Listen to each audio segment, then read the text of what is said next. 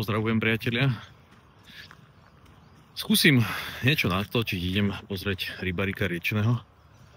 Môj taký prvý pokus. A skúsim natočiť o tom videoblog. Ako vlastne fotím, čo to všetko vlastne obnáša, koľko celkovo prípravy, lebo tuto v okolí mesta, kde bývam, nemáme až také pekné odchytové miesta na rybaríka. Takže si musím trošku pomôcť a ukážem vám, ako sa to robí aj vďaka pomôcke, ktorú mi poradil kamarát Martin Mezej, čím ho pozdravujem. V priebehu roka to trošku zarastlo, čo som nečakal.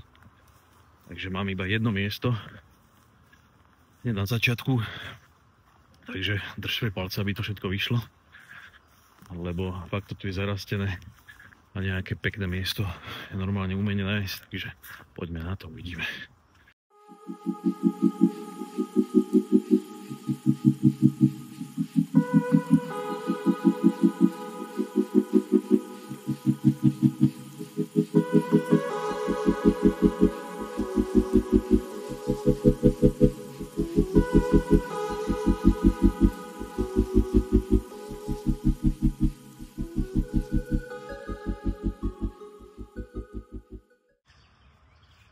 Ideálne je prichytiť si stan aspoň tak základnými kolikmi.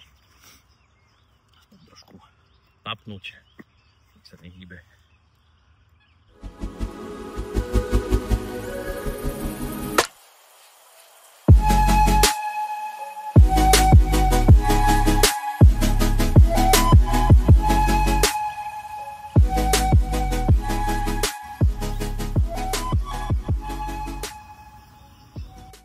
Všetko máme pripravené, tam postavený, odchytový patík takisto, no už len držať palce a verím, že sa to podarí.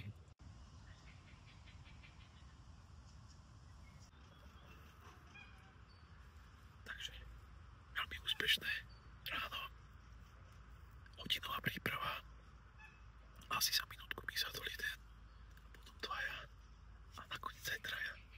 Takže veľký zážitok, perfekt.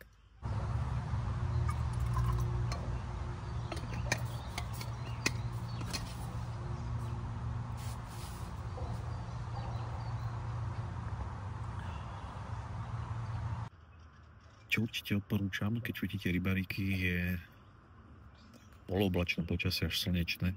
Je to z dôvodu toho, že si môžete nastaviť vlastne krátku expozíciu. Krátky čas, aspoň 1 500, hlavne keď rybarík prilieta na konárik a má krídlami, je to veľmi pekné.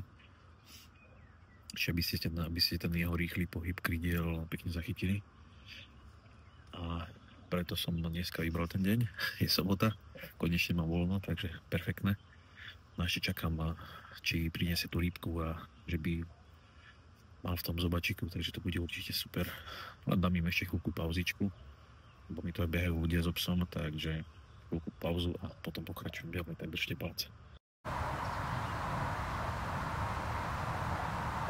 No, takže svetlo už máme celkom vysoko, už je pomaly 12 hodín. Už tá aktivita rybaríkov je trošku menšia, už viac ako pol hodiny nebolo. Takže už to balím, ale ešte vám ukážem vlastne, ako vyzerá maskovací stan. Celková príprava a ešte vám ukážem, ako to vlastne vyzerá vnútri, tak poďte sa pozrieť. No, takže takto vyzerá pohodličko. Úplne v jednoduchosti. Čo je dôležité, aby vlastne vnútra, keď sedíte vnútri, aby neprenikolo svetlo z druhej strany. Takže ideálne použiť toto krytie, všetko pozapínať.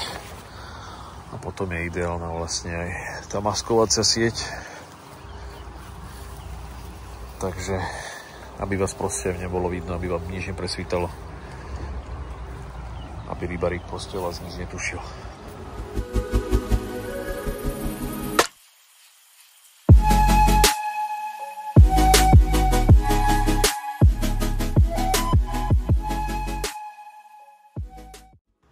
Ešte rád by som vám vlastne predstavil, na akú techniku fotím Wildlife.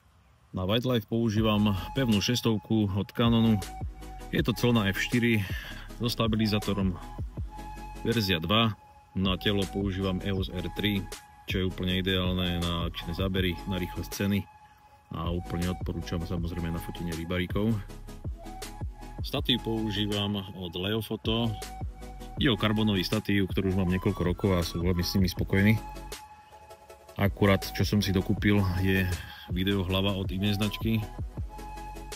Je to kvôli plynulejším záberom a hlavne kvôli videu. Takto je zložený maskovací stan. Jeho manipulácia, rozkladania a skladanie je úplne jednoduchá. Čiže ak by ste mali pozrieť záujem, pozrite si túto značku. No a techniku balím do tohto batohu od Shimody. Je to konkrétny model Action X70 Starter Kit, kde vlastne pekne zbalím 600, telo a ešte rôzne objektívy a takisto oblečenie, či omaskovacie, či bundu, jedlo a podobne. Takže mám dofotené, zbalené, ale som spokojný. Vyšli mi perfektné zábery. Čiže hodinová príprava stala za to, ale behom minútky mi vlastne prišiel jeden, potom dvaja a nakoniec sa tam traja bili na patiku. Takže bolo to super. Mám aj nejaké fakt, že pekné zábery, takže verím, že na budúci čas si vidíš. Ahojte.